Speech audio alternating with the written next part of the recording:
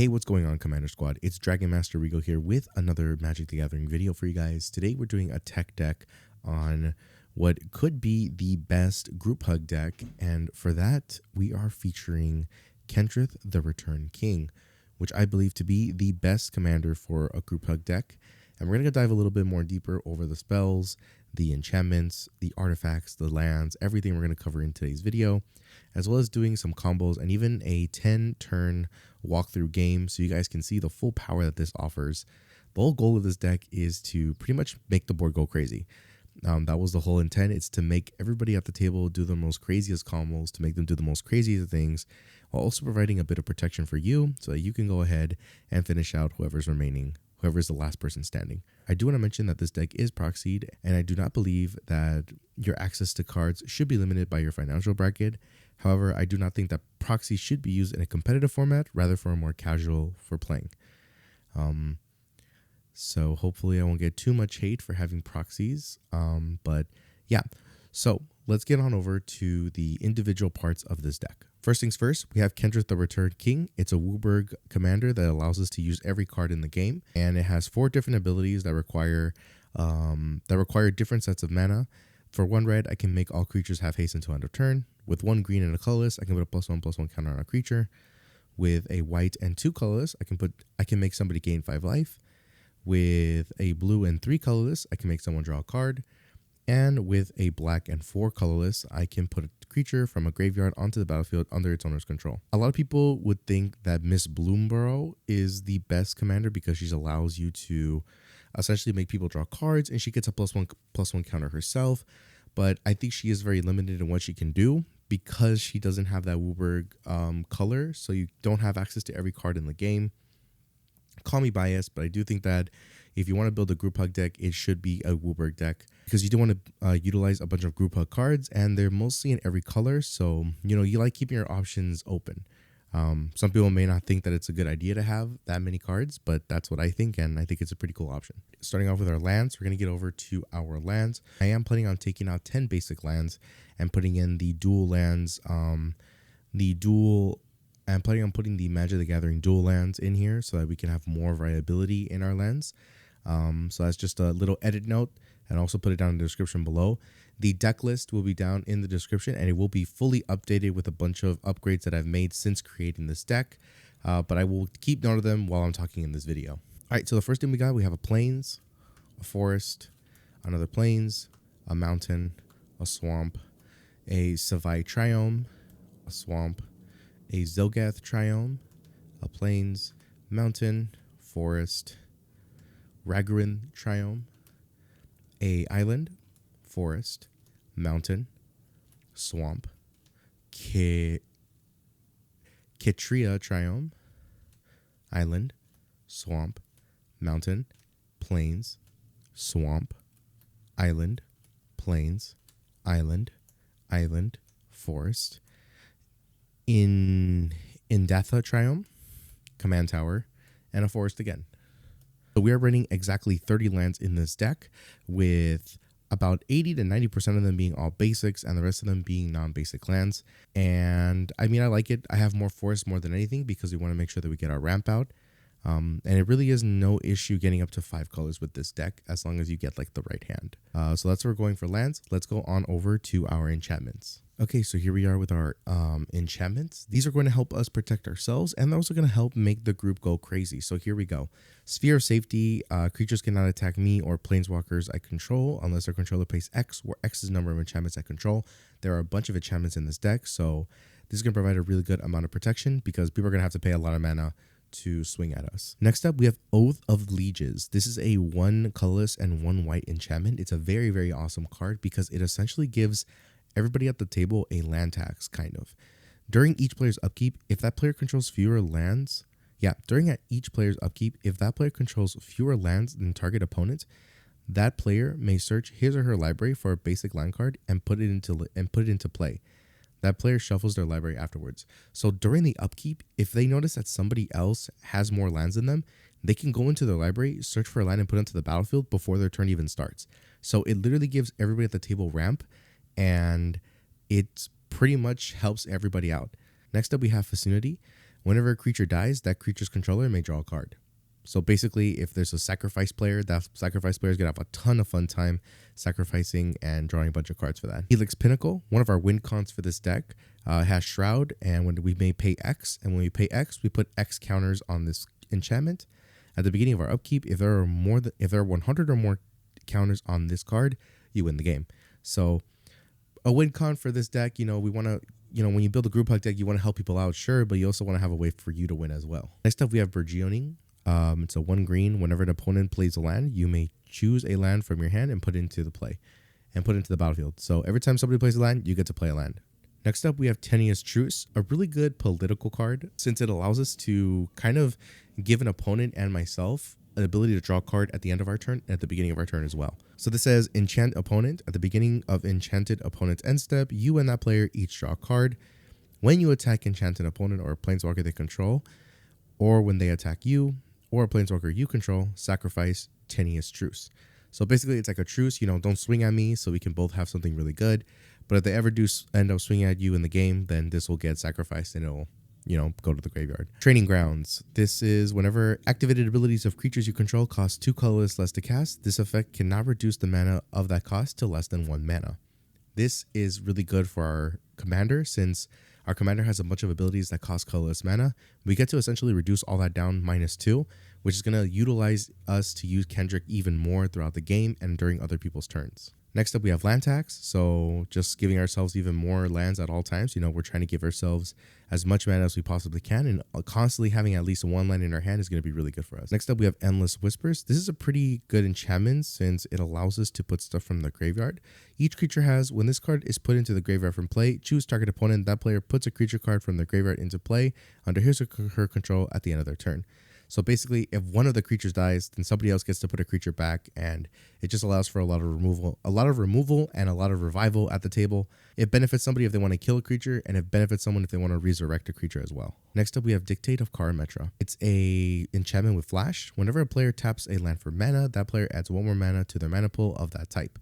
So basically, double mana for everybody at the table. Ghostly Prison. Creatures can attack you unless their controller pays 2 for each creature they control that's attacking you. So once again, a little bit of protection for us. We don't want people swinging at us. People are going to be spamming their creatures, right? They're going to have tons of creatures out. They're going to have tons of spells going everywhere, right? We don't want none of that damage coming to us. So this is a little good protection just so we can have that available. Next up, we have Leyline of Guildpact. So it's an enchantment that if it's in our opening hand, we get to play it for free. Each non-land permanent you control is all colors. Lands you control are every basic land type in addition to their other types. So all my lands basically become every type of land when I tap them.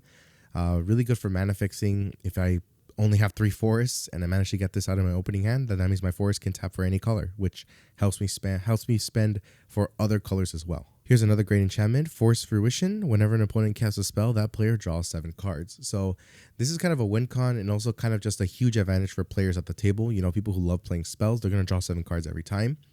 It's going to get to a point though where they can only cast so many spells before their hand runs out. So they got to be kind of careful. But it really accelerates everybody at the table. And if people aren't careful, then they could lose the game from drawing too many cards. Next up, we have Propaganda. Creatures can attack you unless their controller pays 2 for each creature they control that's attacking you. So once again, another Ghostly Prison, but in the form of a blue card, and it just stacks with the other ones. So more protection for you. Next up, we have Sunbird's Invocation. I love having this card in every single card that has red because it's just worth it.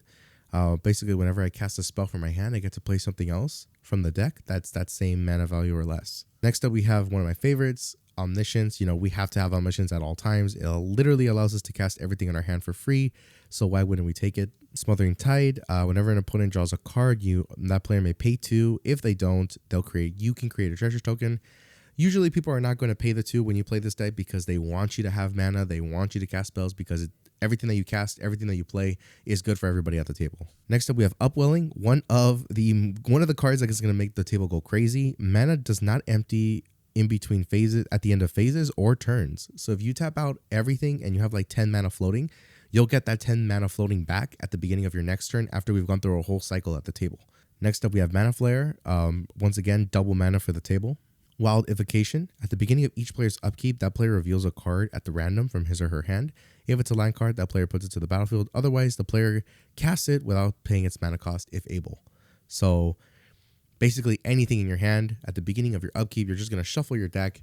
You're going to shuffle your hand. We're going to pick a random card at random, and you get to play it for free. So, you know, it allows everybody to cast their pretty powerful cards and pretty powerful creatures for free. And, you know, just something for everyone at the table to go crazy with. We're trying to help people do the craziest stuff.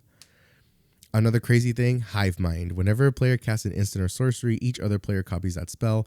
Each of those players may choose new targets for the copy. So, you know, there's just a bunch of sorceries in this deck in particular that if people copied it for themselves, it's just going to make everything go wild.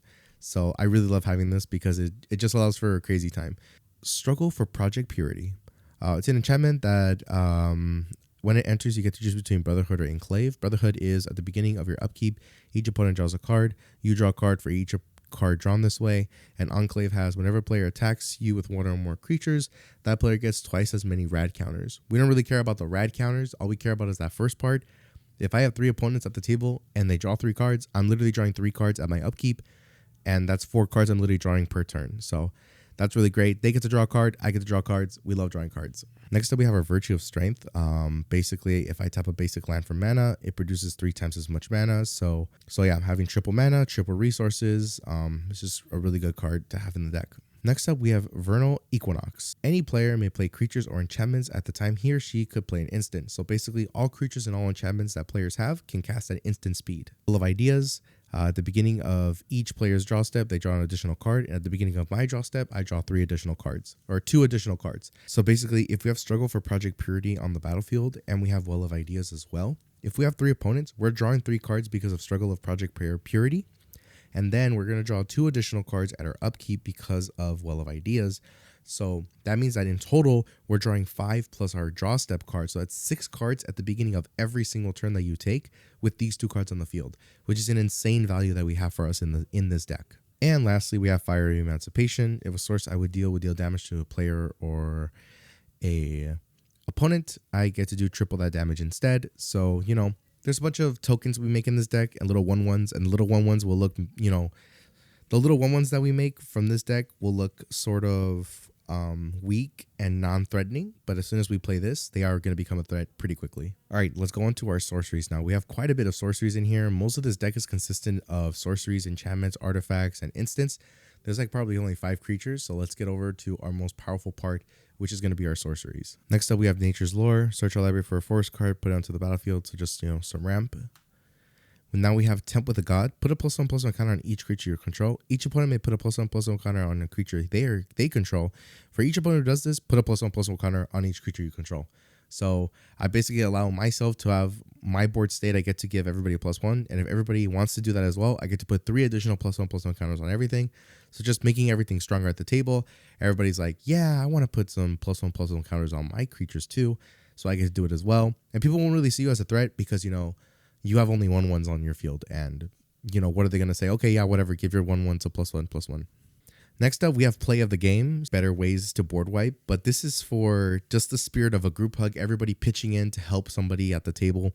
This does have assist, so another player can pay up to 6 additional mana to pay for this spell's cost. It costs 6 colorless and 2 white to exile all non-land permanents. So let's say I've given someone way too much power. Let's say I've given an Eldrazi player too much mana, too much card draw, and they're really just going crazy and annihilating everything and copying their stack 50 times in a row and taking 50-minute turns. You know, this is a good way for everyone to pitch in and be like, you know what, let's all stop it together. So this is a good fail safe in case, you know, this deck goes a little too crazy. Next up, we have Step Between Worlds. It does have a plot cost of 4 colorless and 2 blue. Each opponent may shuffle their hand and graveyard into their library. Each player who does, draw 7 cards. After that, I have to exile this card. You know, let's say they've used up all their combos trying to kill somebody and they're kind of on their last whim. They don't have a lot of cards left. Everything's in the graveyard because they just had fighting somebody just now. You know, this allows them to give them back that opportunity, and it is a May ability, so not everybody has to do it. Next up, we have New Frontiers. I love using this spell for its X cost. It costs X and 1 green. Each player may search his or her library for up to X basic land cards and put them onto the battlefield tapped. Literally, it's a ramp spell for everybody.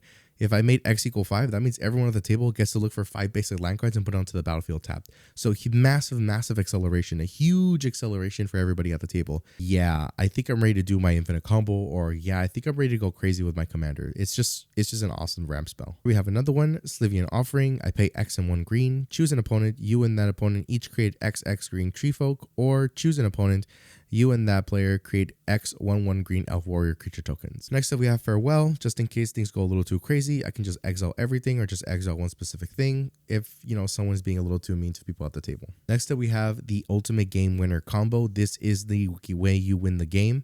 Everyone is playing all their cards, everyone is playing all their creatures, everyone is playing everything. They're building massive board states. You just go ahead and pass. You go ahead and just play your Insurrection. Untap all creatures, gain control of them until end of turn. They gain haste, and bada bing, bada boom. You swing with all everybody's creatures back at each other. Plus, you have Fiery Emancipation. You win the game, basically, with this card. This is your game winner card. Next up, we have Disrupt Decorum. Cost 2 red and 2 colorless. Goad all creatures you don't control. So just making sure that, whoa, you guys have lots of board staves. Let's make sure we don't swing it at me. Next up, we have Circuitous Route. This just allows us to look for 2 basic land cards, so more ramp for us. Visits, more ramp. Tempt with Vengeance, I can create X 1/1 red elemental creature tokens with haste. Each opponent can also do that, but for each opponent that does, I create that many tokens as well. Next up, we have Doppelgang. For each, I have to pay X. I have to pay the X cost 3 times in a row, plus a white, plus a green and a blue, 2. For each of X target permanents, create X tokens that are copies of that permanent. Notice how it says permanent. It could be a land, it could be artifacts, it could be my enchantments, right? I can make like 6. If I pay X equals 6, I can make 6 copies of Fiery Emancipation. I can make 6 copies of my Omniscience. I can make 6 copies of my Well of Ideas. I can make a bunch of copies of different powerful things, and it'll make everything go crazy. Imagine 6 Fiery Emancipations. That's tripling the damage 6 times in a row. I can't even calculate how much damage that would be. But that's just an insane thing. I love this card, and you know, it just opens up a lot of possibilities. Next up, we have World Weird Harvest, another really awesome group hug card, and kind of accelerates the game to the point where I'm scared. Each player may search his or her library for X creature cards and reveal those cards and put them into their hand. Really, essentially, what we're doing here is we are tutoring for all of our best creatures. And I can do this on like turn 4 and have like 2 extra mana, so X equals 2. So everyone gets to look for 2 creatures and put them into their hand. This could literally be their combo pieces. This could be their game-ending winners, right? It's just a really, once again, you see a theme here. We're accelerating people. It's not just a normal, oh, I get to draw an additional card, or I get to put an additional, or everybody gets a treasure token. Yay. No, this group hug deck really wants you to go crazy. It wants you to bring out the best of your deck. It wants you to use your best cards. It wants you to do the most craziest things you've ever wanted to do in your deck, because this deck enables it. Next up, we have Windfall. Each player discards his or her hand and draws cards equal to the greatest number of cards a player discarded this way. This can also be a win con for you. Let's say if somebody has 50 cards in their hand and you haven't been drawing a lot of cards and everybody's already low on cards in their deck. You play this card and you pretty much win, because everyone's going to draw 50 cards. Not everybody has 50 cards in their deck at that point, and then you win because they're going to deck out. So really awesome card. Also really awesome just to be able to draw cards. Let's say you haven't gotten a lot of cards in a while. You know, we got to keep the fun going. Next up, we have Plea for Power. Starting with you, each player votes for time or knowledge. If time gets more votes, take an extra turn after this one. If knowledge gets more votes, draw 3 cards. Basically, there's a lot of politicking at the table. You know, you're going to tell your people, oh, guys, I really need you to let me have an extra turn. You have no idea what I'm planning to do next. I don't know about that. You kind of have a lot of cards in your hand, and you're making us draw a lot of cards, and you have a bunch of mana, and yeah, I don't know how I feel. No, listen, this Eldrazi player has done way too much. You need to let me take care of the situation. Right? So it's just a lot of politicking, politics, and, you know, if the time does win, you know, you get to take an extra turn. Who doesn't want that? Next up, we have Virtues or Maneuver. Each player chooses a friend or foe. Each friend returns a creature card from their graveyard to their hand. Each foe sacrifices a creature they control. People get to choose if they want people to sacrifice stuff or they want them to bring stuff back from the graveyard. And lastly, we have Cultivate. All right, let's get into our instance beetles. Here are instants right here. We got Horror, our ramp. Purge Perfection, I get to give somebody an extra turn when I use this. I get to create 4 2/2 bird tokens.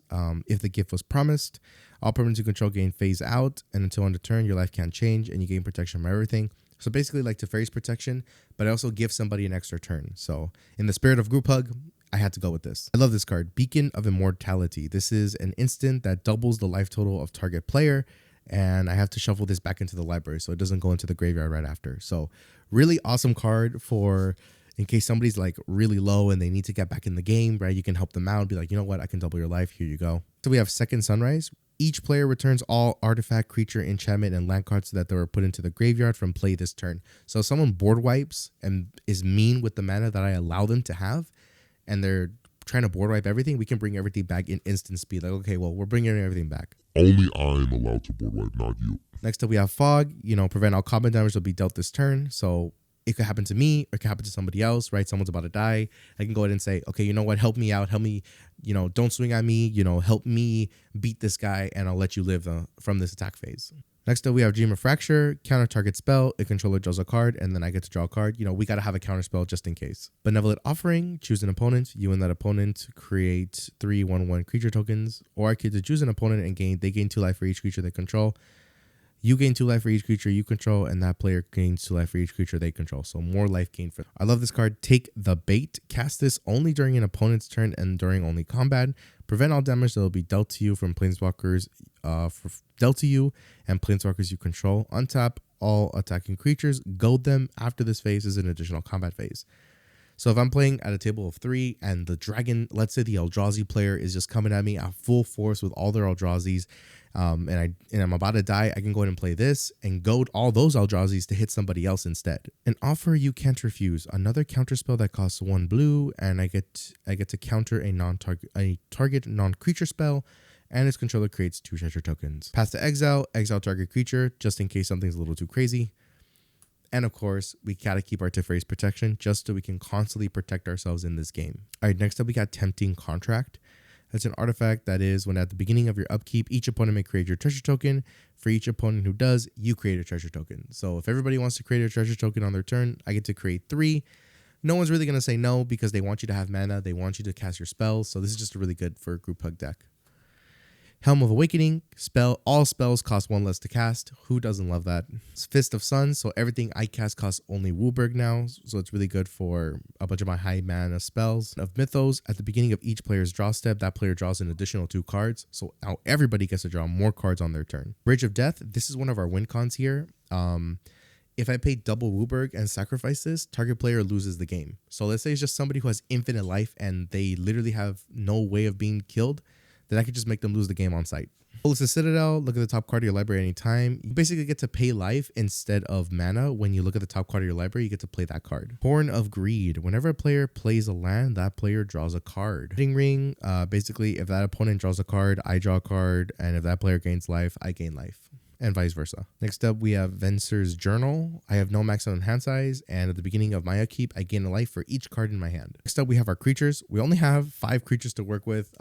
Very, very little amount of creatures, but I mean, we're just gonna go over real quick to see how it is.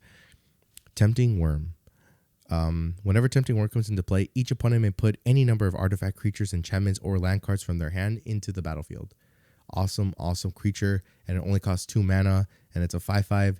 I mean, this is probably the best card in Magic, but obviously no one is going to play this for only a group hug deck is going to play this card. There's no other type of card player besides a group hug deck that's going to play this card, but it's just so good. Next up, we have Seaborn Muse. I get to untap all my permanents during each player's untap step, so I get to constantly be using Kendrick's ability during people's turns.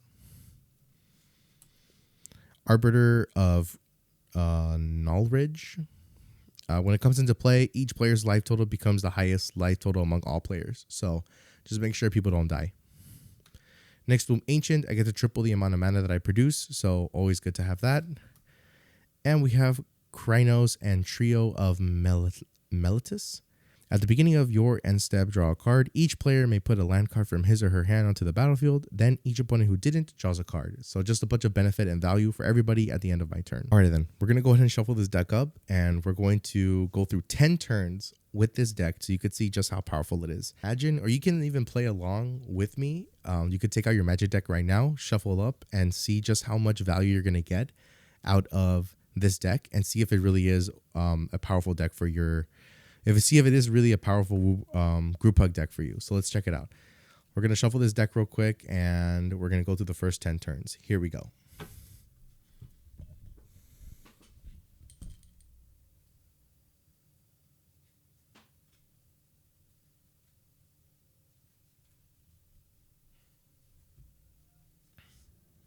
All right, so this is our starting hand. We got a...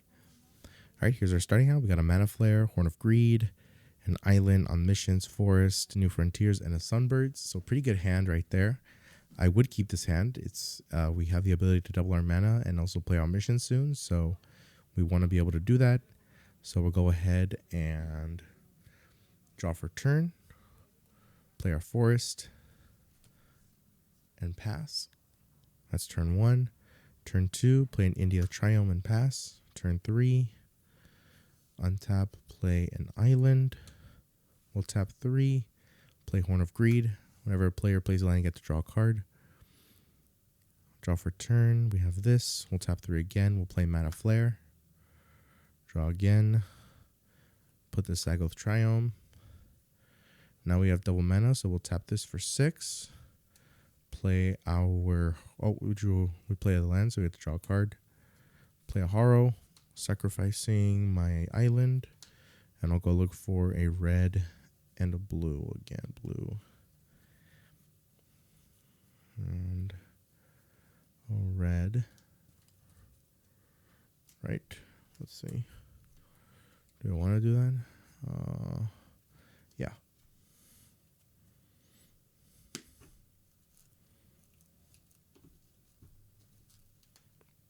Okay. Because 2 lands came onto the battlefield. Right. And so because 2 lands came onto the battlefield, that means that we're going to get to draw 2 cards. So we'll draw 2 cards. We will go ahead and play our Sunbirds because we paid 6 mana and that costs 3, so we have 3 mana floating. Tap this for 4. That's 7, so we'll go ahead and play our Sunbirds with 1 mana floating. I'll play a Helix Pinnacle, and I'll go ahead and pass. So that's what we have on turn 4, turn 3. So let's keep it going. Go ahead and draw for turn. Untap up, keep draw, play a land. We will go ahead and draw because a land came onto the battlefield. 3, 4, 5, 6, 7. Let's see, 1, 2, 3, 4, 5. That's 10 mana. Go ahead and play Omniscience. Omniscience is in play now and everything costs for free. Sunbirds will trigger, so I get to look at the top 10 cards. 1, 2, 3, 4, 5, 6, 9, 10. So I get to look at this. I get to play something that's 10 or less. Go ahead and play Hive Mind. Everyone will make a copy of stuff. That's what people want, right? They want to make a copy of all their stuff.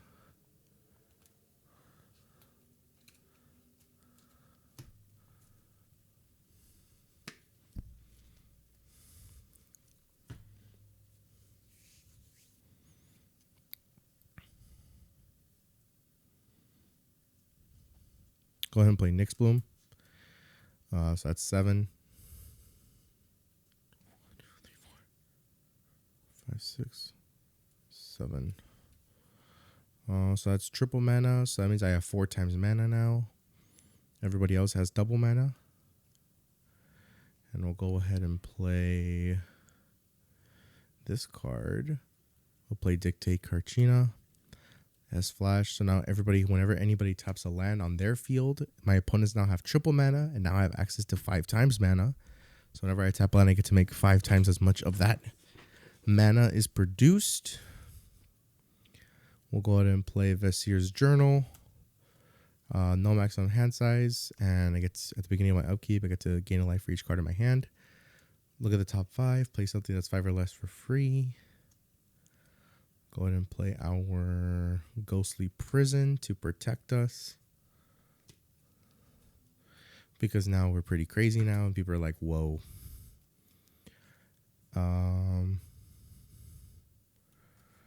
Yeah, we'll play Upwelling. Look at the top 4.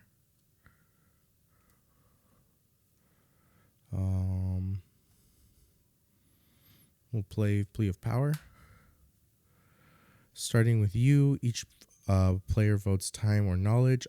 I will vote time, but I'm gonna assume people will vote knowledge, so I'll just draw 3 cards.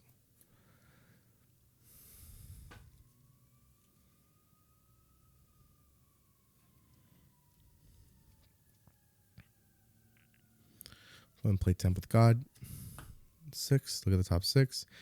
Keep in mind, hive minds on the field now, so everyone is doing what I'm doing. 1, 2, 3, 4, 5. 1, 2, 3, 4, 5, 6. So anything that's 6 or less. I'm going to play Training Grounds. So that activated abilities can cost less. I'll play a Wedding Ring. Look at the top 4. Play something that's 4 or less. I'll play Guild Kuda Pact.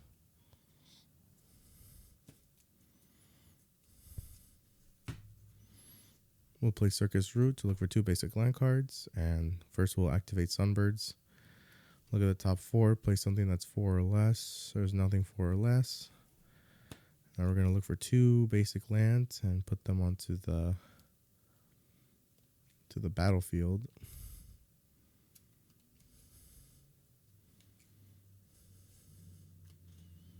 I'm going to come in tapped, and when that happens, Horn of Greed will activate, and I'll draw 2 cards.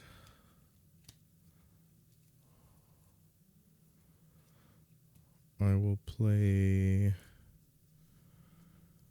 Alright, so you can see that this is like turn 5. And it's already pretty crazy. I will play my... Let's see... Yeah, why not? X will equal 4, right? Oh, no, wait, no. I'll play my land for a turn. This will tap this for 10. X will equal 9, and I'll play New Frontiers. Each player may search his or her library for 9 basic land cards and put them onto the battlefield tapped. Everybody else will make a copy of that, so that's 9 times 4, assuming that there are other people. So you get to look for 36 lands, but I don't have 36 lands, so I'm just going to put all my lands into the battlefield. Tapped. 1, 2, 3, 4, 5, 6, 7, 8, 9, 10, 11, 12, 13, 14, 15, 16. So you can see my hand has become surprisingly low. Okay, that's all the lands. So we just put 14 basic lands into the battlefield. But first we got to activate Sunbird's Invocation. Since the X cost was 9, that means I get to look for something at the top 10 cards. And look for something that's 10 or less. 1, 2, 3, 4, 5, 6, 7, 8, 9, 10.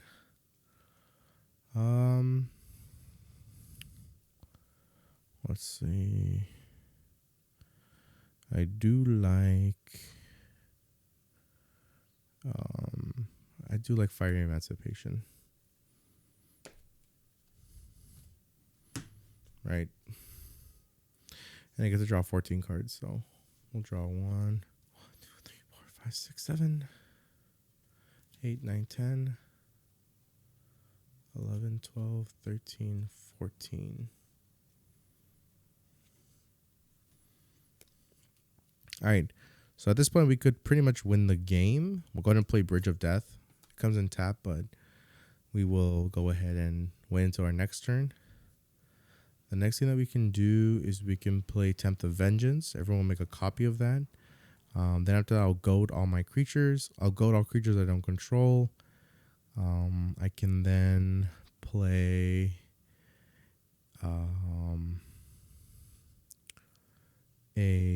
let's see, what could I play? There's a lot of stuff that can be done here, right? You have a bunch of cards, right? And every time you're putting these cards on the field, right, Sunbirds is activating. So it's just a constant trigger and nonstop trigger with Sunbirds and putting a bunch of value. I'm pretty sure this all started off of turn 5, right? And we're going to go all the way to turn 10. So you can see just how crazy this is. And all these effects are going to affect my players as well as soon as I say I end my turn.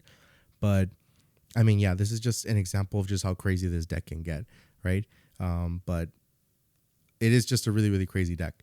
It really is just a crazy good time. Really didn't use Kenrith that much, but you build a lot of my decks so that they don't have to rely so much on the commander. So that's pretty much what I achieved here. And who knows, maybe you guys have better suggestions for what kind of cards should go in here. Maybe you saw some cards that you think don't belong in here. You know, you should let me know in the comments below. That's going to be it for our breakdown here. Hopefully you guys liked it. Hopefully you guys learned something new. If you guys enjoyed this video, be sure to go ahead and give it a like. Make sure to hit the subscribe button and turn on post notifications. Let me know if you're going to run this deck in your pod, and I'll see y'all in the next one. It's Dragon Master Rigo signing off. Have a great Magic day, guys.